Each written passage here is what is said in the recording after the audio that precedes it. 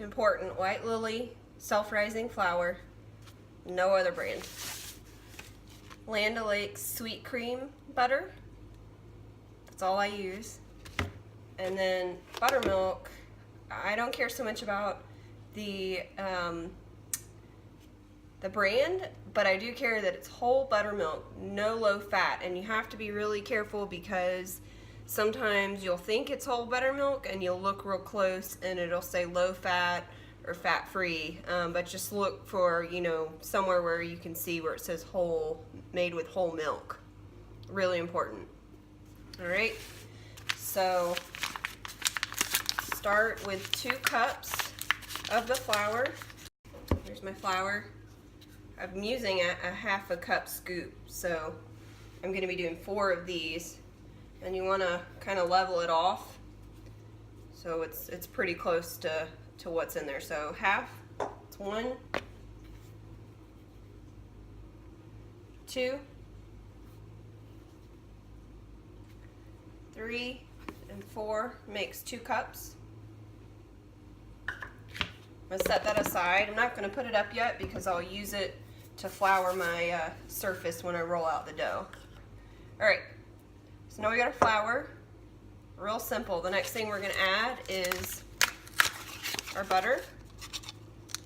I like to buy the Land O'Lakes butter in the half sticks. It makes this really easy. So I'm just going to use 1/2 stick. Right in the center.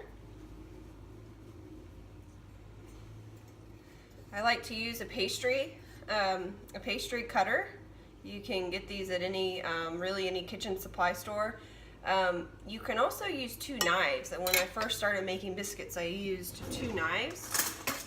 So the method would be you're basically recreating, you know, the sharp edges. So you would just hold 2 knives together and you would cut your butter just like so. It's a little harder, but it definitely works, does the job. So if you want to do the knife method, or if that's all you have, it's a possibility.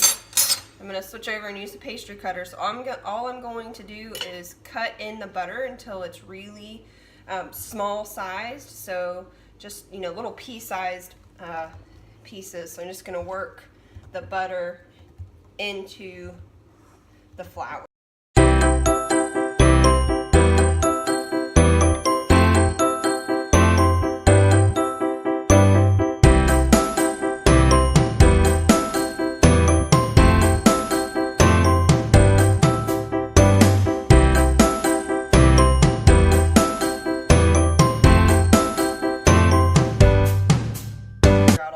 So the next step is adding the buttermilk, and I will say that this will probably be the trickiest part because you don't want to add too much. I usually say around a cup.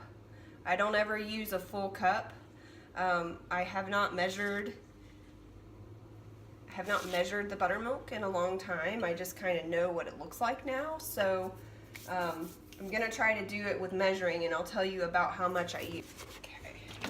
Shake up the buttermilk a little bit. Sometimes it settles. So I'm probably going to pour about 3/4 of a cup and just see where we end up. Alright, so here's another tip, is I don't pour it all in at one time. I pour a little and then I fold the milk into the flour mixture. I didn't tell you I've got the oven that is preheated to 500 degrees. It's really important. It's 500 degrees and it needs to be completely heated up. All right, so I'm going to start incorporating the buttermilk. Again, just a little bit at a time. And I'm just going to kind of fold the milk in. Kind of scrape it away from the sides. Work the buttermilk in. I kind of hold the bowl to the side. And once I feel like that milk has kind of incorporated, I'll add a little more milk.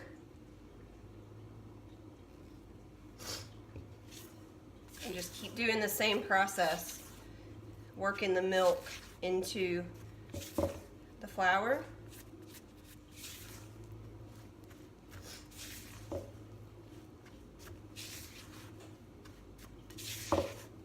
Scraping it off of the sides, kind of moving it around.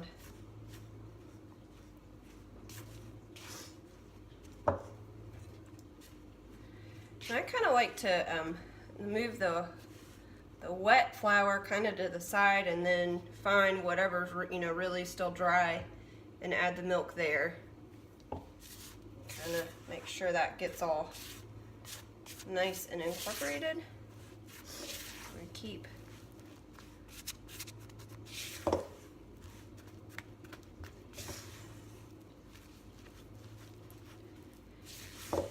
and I kind of press the flour down, I guess you could say. Basically just trying to kind of incorporate it. And you want to keep doing this because you might think you might think you need more milk, but you probably don't. So I just kind of keep working with the dough until you get kind of a dough starts forming. You'll notice it's not a complete dough ball, but it's getting there. And you don't want to add any more because then they'll be too dense. So kind of scrape off my spatula. So I used right at 3/4 of a cup of buttermilk. And I have just a little splash left, but I'm not going to put it in. Alright, so the next part is also really important because you don't ever want to overwork the dough. That will really cause problems with your dough not rising. I'm going to do is I'm going to put a little flour on my hands and on the dough, and that way it won't stick. I'm going to keep it in the bowl and basically just kind of try to get as much of the dough as I can. So let's try to show you the method. I kind of pick it up from one side and sort of fold it on itself. Okay? Kind of fold it. I'm going to turn it over. I'm going to fold it again. And I kind of do a tri-fold. So let me show you one more time. Fold it once and then fold it over itself again. So that was probably about 3 times that I did that. And then I the last thing I do is sort of make it into a round ball. Just like that. I'm going to put it back in the bowl and just kind of let it sit. The longer you can let it sit, the better it will rise in the oven. Okay, so the next step, I've cleaned up my area, let my dough kind of continue to rise over here to the side, and you'll notice that this is the first one I did. I don't have a side-by-side comparison, but it's grown a lot, which is what you want it to do. It's rising. So I have it sitting on a piece of parchment paper. I'm going to flour my surface. A good amount of flour. You just don't want it to stick. Alright, and also on your hands. I'm going to put the dough ball right in the center and kind of put flour all the way around it. Flour up your rolling pin. This one's been making biscuits for a long time. And then you're just going to roll it. You don't want to roll it too much. You don't want to roll it too thin. So, okay. So I rolled it out. I would say it's, I don't know, probably 1/4 to 1/2 inch thick. I wouldn't do it too much more than that. You kind of want it thick. And then, pick what size cutter you want. You can either do cutters. I'm going to go with the small one because I'm taking them to a dinner tonight where I want to get a bunch out. So this one's probably 1.5 inches or 2. You could also use the inside of a cup depending on the size. Anything that's round will work. This is just a drinking glass. Just the main thing you'll want to do is just kind of dip or coat whatever you're using in flour so that it doesn't stick to the biscuits. All right, so I'm gonna dip in the flour, and I will start making just biscuit rounds. And I kind of work it, and now I've got a biscuit. Now, all right, so I'm going to continue putting these on the tray. Don't worry about getting them too close together. Unlike cookies, they won't grow so much that you need them so far apart. So you don't have to have them 2 inches apart, which is what usually you have to have cookies. What I will say is get as many biscuits cut out of the first round that you can. The less that you have to work with the dough, the better. So I will take the remnants here and try to fold it all together and roll it out one more time. But the less that you have to do it, the better. All right, and putting some flour on the working surface, and roll them out again. But again, not too thin. I should be able to get maybe 3 out of this. And then I don't like to waste any dough, so I will take the last little bit and I'll just pinch it and make 2 biscuits. They won't be round, pretty like the other ones. They'll look a little different, but just they're kind of the runt of the group. So I'll just kind of do the best I can. So you'll notice there's a difference in kind of what they look like, and when they bake, they'll look a little different, but that's okay.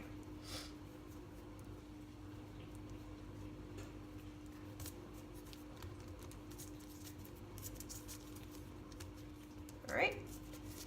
So here are my little mini biscuits on a cookie sheet. I counted 45 that I got on there, and they are, let's see, I'd say about 1.5 inches, 1.5 to 2 inches in diameter, and thickness is about 1/2 inch or more. I wouldn't do any less than 1/2 inch. Okay, so I've got them in the oven. You'll notice that my cookie sheet takes up literally the entire rack. I love it. It was a great purchase. I can get 2 batches of biscuits in there. So we're gonna close this up and cook for about 10 minutes, but check them right around 8 to 9 minutes, especially for the smaller ones. They tend to take less time. And then I'll show you the magic trick that makes them look shiny and delicious when you serve them. Okay, so it's been about 9.5 minutes. And one question I get asked a lot is, how do you know when they're done? You'll notice they've done a really pretty job of rising, and they're starting to turn a little golden brown. You can see on some of them. So that means they're done. And you can tell on some of the ones that have the cheese, they're getting pretty toasty on the bottom, so we want to go ahead and get those out. Okay, so I just took them out, and you'll notice that they've risen a good bit, and they're nice and flaky. So those are the regular biscuits, and then these are the ones with cheddar cheese and green onion. I'm out of the oven. I've melted butter, and now I'm just gonna drench the tops and the sides of the biscuits while they're right out of the oven, and let it go down all the sides. I'm going to do this all the way around, and this will make them nice and crunchy and give them a nice pretty golden color.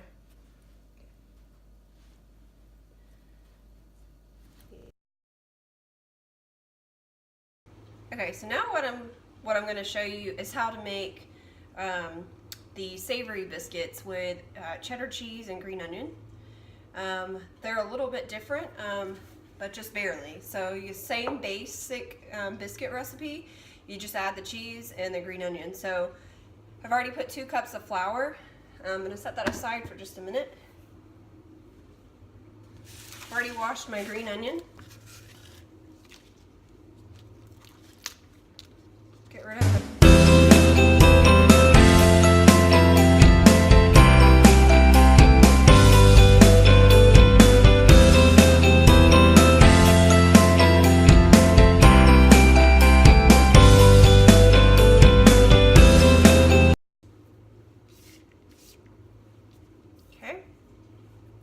So I'm literally going to take the green onion, put it right into the flour.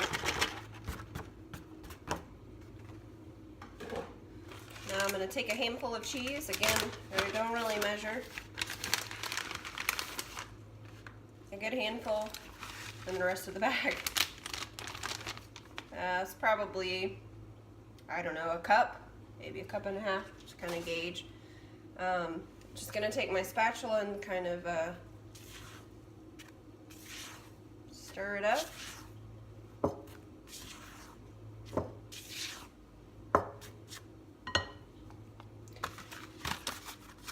Another half stick of butter.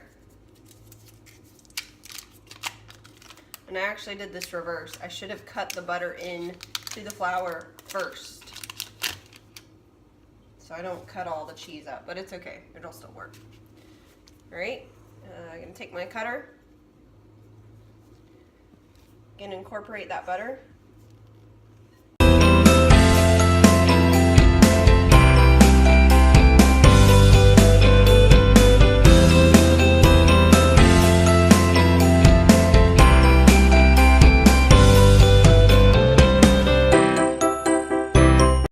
Now we're ready to add the buttermilk in. Same method as before. Add the rest of what was in there. I don't have. Okay, so I'm gonna add the rest of this buttermilk. Again, just a little at a time. I pour it straight. I usually pour it straight from the carton. You can measure it out if you want. Again, it'd be, for this one, it might be closer to a cup just because you have a little more volume now that you have the cheese and the onion in there. Just kind of notice my hand movement. I really kind of just work in kind of a swishing mode to get it all, the buttermilk sort of incorporated. Again, I kind of try to find the drier spots. Add a little buttermilk.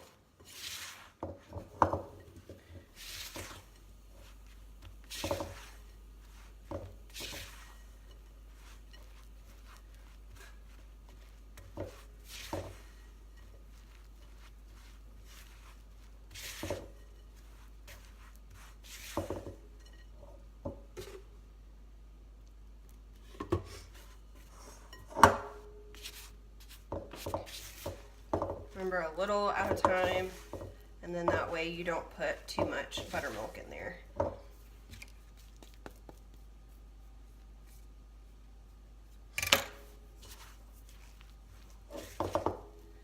Alright, starting to come together.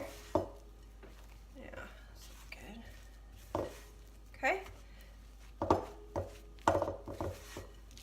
Oops. Okay. Same principle again. You're going to flour your hands. A little on the dough.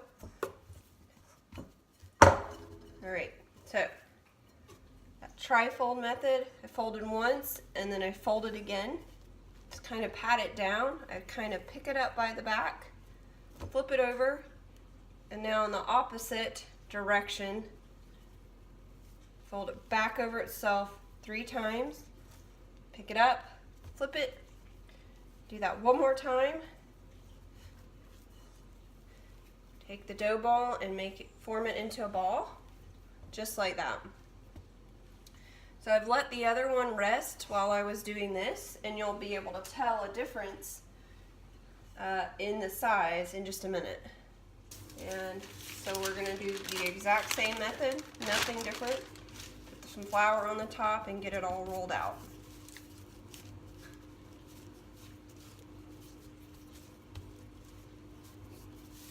And just remember, you don't want it too thin. That's about right.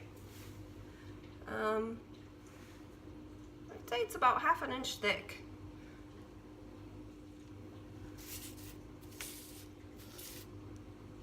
So it comes right to the middle of, just above my nail. So I think it's about 1/2 inch. Make sure you've got flour on your cutter, and we're just gonna start cutting out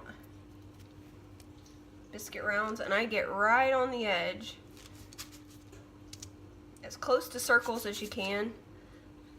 Sometimes they end up, you know, with a little crescent cut out. It's fine. They'll fluff out.